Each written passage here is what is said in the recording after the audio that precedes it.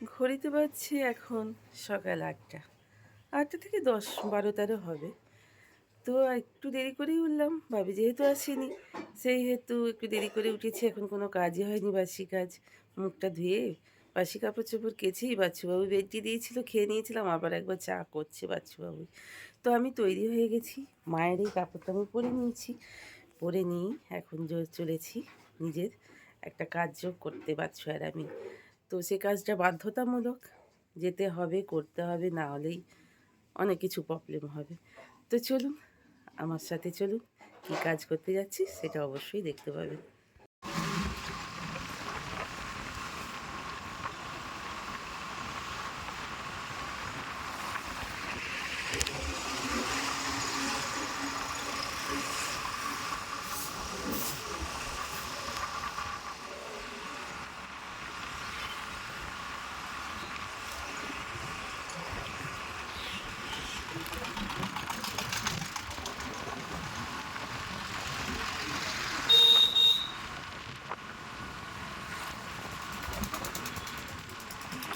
Duty road ছাড়িয়ে এবার আমি চলে এলাম আমার শ্বশুরবাড়ির রাস্তার দিকে। তো দুধারে কি সুন্দর মাঠ, আর একটু কুয়াশা কুয়াশা ভাব রয়েছে। এখন তো এই কুয়াশাটাই সব কিছু সর্বনাশ করে দেবে, যেমন আম, আমড়া, শিমুল সব কিছুই নষ্ট করে দেবে, আলু, সর্ষে সব কিছুটাই। তো যাই হোক, চলেছি আমরা। সুন্দর, বেশ দেখতে লাগছে প্রকৃতির দৃশ্য, কিন্তু এতটাই মনটা খারাপ হয়ে যাচ্ছে যে দুধারে আলু গাছের দিকে নজর পড়লেই মনটা ভীষণই খারাপ হয়ে। আমি চলে এসেছি রেশন নিতে আজকে। আমাকে হাতের ছাপটা দিতেই হবে, নাহলে রেশন এর পরের মাস থেকে আর পাওয়া যাবে না।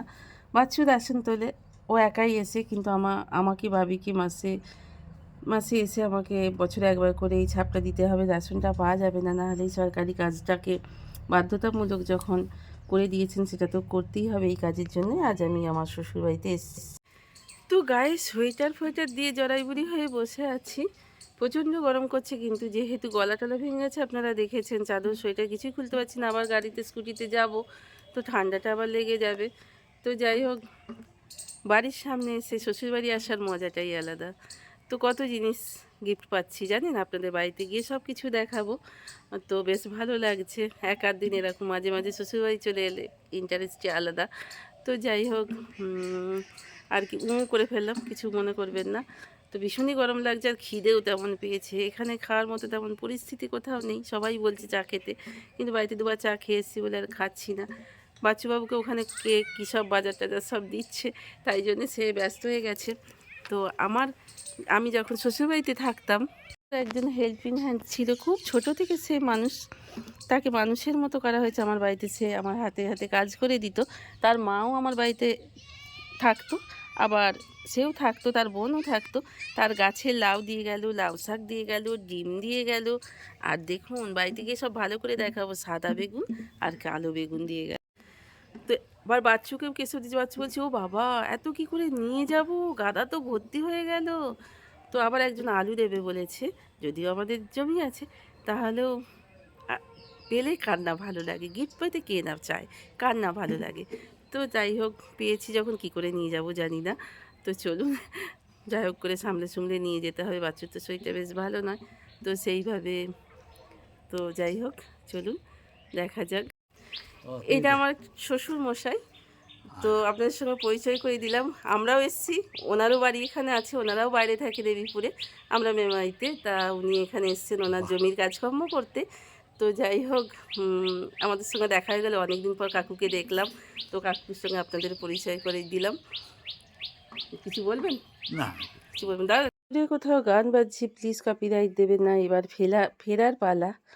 তো মনটা খুবই খারাপ হয়ে গেল। শ্বশুরবাড়ি থেকে ফিরলে ওই ফাঁকা বাড়ি রেখে আসতে বড়ই মনটা খারাপ হয়ে যায়, বড্ডই দুঃখে বিস্বাদে ভরে যায় মনটা আমার। মেয়েদের কাছে শ্বশুরবাড়িটাই সব, যেখানে আমি থাকি না কেন, আর যতবারই থাকি না কেন, যে বাড়িটা বধূরূপে গিয়ে পা দিয়েছি, সেই বাড়িটা ছেড়ে আসতে বড়ই বুকের ভেতর কনকন টনটন করে। কিন্তু কিছু করার নেই, সবই সময়ের তালে তালে সব কিছুটাই মেনে নিতে হয়, মেনে নিতে হবে। তো যাই হোক, চলুন এবার ফেরার তালা, ফিরছিও বাড়ি মেমারি। কোথাও খুব সুন্দর গান বাজছে, তো প্লিজ কপিরাইট দেবেন না। তো চলে এসেছি বাড়িতে, চাবি তালাগুলো এবার চাবি দিয়ে গিয়েছিলাম, চাবিগুলো খুলে ফেলি।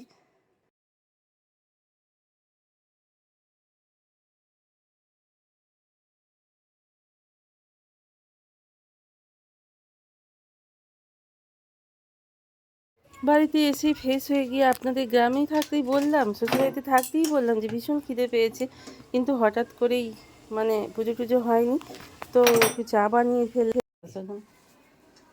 না না, রোদে লাউ শাকগুলো থাকবে না গো, লাউ শাক রোদে থাকবে তো? না গো, তুলে দেবো, দাঁড়াও কোন দিকে সামলাবো। এই তো এলাম 12টা 15 হয়ে গেছে, কোনো রান্না হয়নি। এই দেখুন বন্ধুরা, এই মাছ পেয়েছে বাজারে, সেই মতো ভালো মতো মাছ পাইনি। আর ডিমগুলো তো আপনাদের দেখালাম, ভিয়েট পেয়েছি।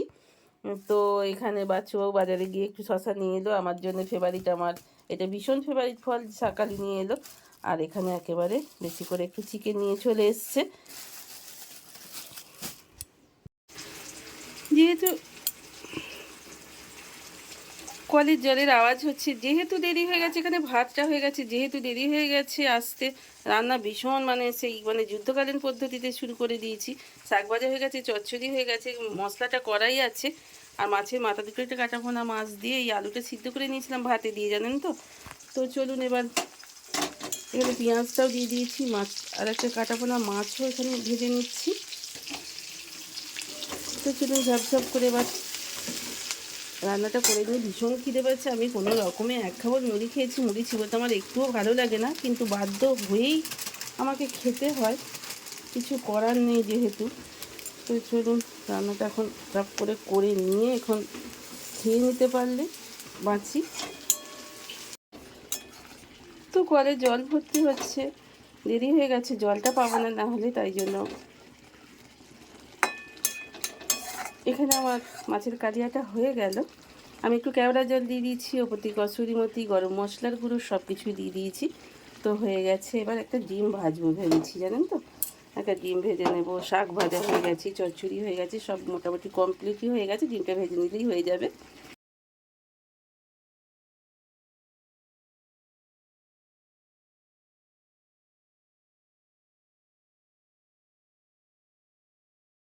চিকেনটা একটু ম্যারিনেট করে রেখে দিলাম, একটু হলুদ, নুন, তেল, লঙ্কা গুঁড়ো, মশলা টশলা সব কিছু দিয়ে।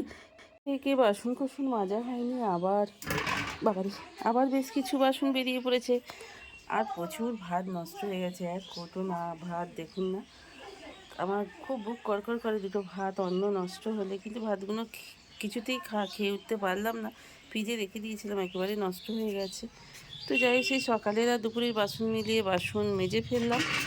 আর এখানে বাবুকেও চা করে দিয়েছে, আমারও চা একটু রাখা আছে, খাওয়া হয়নি। এবার এইখানটায় গ্রাম থেকে যে আলু সবজি সব দিয়েছিল, লাল মাঠির সব এখানটা এবার ঝাঁটপালা দিয়ে নেব। চিকেনটা ম্যারিনেট করে রেখে দিয়েছি, ভাত অলরেডি চাপিয়ে দিয়েছি। তো চলুন এবার তো চিকেনটা আমার মোটামুটি হয়ে এলো। তো হয়ে এলো মানে কি না, আবার আগে একটু কসুরি মেথি দিয়ে দিয়েছি, হেভি টেস্টি হয় আর ফ্লেভারটা হেভি সুন্দর আসে। এবার একটু গরম মশলার গুঁড়ো দিয়ে আমি নামিয়ে নেব।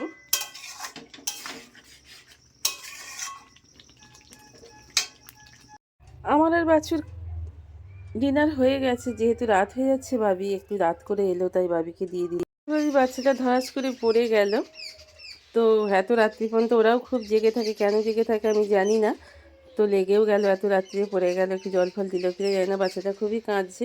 তো আপনারা ভাবেন হয়তো মা বাবা খেয়ে নিল, মেয়েটা বাইরে থাকে, কিন্তু আমাদের নিজেদের শরীরের প্রবলেমের জন্য আমরা খেয়ে নিতে বাধ্য হই। আপনাদের আমি বলি না, প্রত্যেক দিন সকালবেলা সেই 5:30 থেকে ঘড়িতে এখন বাজছে 11টা 25, একটু লক্ষ্য করে বুঝতে পারবেন ঘড়িতে এখন বাজছে 11টা 25। তো যাই হোক, এখনও পর্যন্ত আমরা ঘুরছি ফিরছি বেড়াচ্ছি, বুঝতেই পারছেন। বাচ্চাবাবু মেঝেতে বিছানা হয়ে গেছে, এখনও মশারি টাঙানো সব কিছুটাই হয়নি। শুতে শুতে সেই প্রায় 11:15, কখনো কখনো 12টা তো হয়েই যায়, জানেন তো। এইভাবেই চলছে সেই সঙ্গে আজকে শ্রাবণী বকবকানি কচকচানি এখানেই শেষ হলো। এবার একটু শুতে যেতেই হবে, কারণ আবার সেই সকালবেলায় ওঠা, এই থোর বড়ি খাড়া, খাড়া বড়ি থোর, এই হয়েছে আমার পরিস্থিতি। তো চলুন আজকের মতো এখানে শেষ করছি। তো ভালো থাকবেন, সুস্থ থাকবেন, গুড নাইট।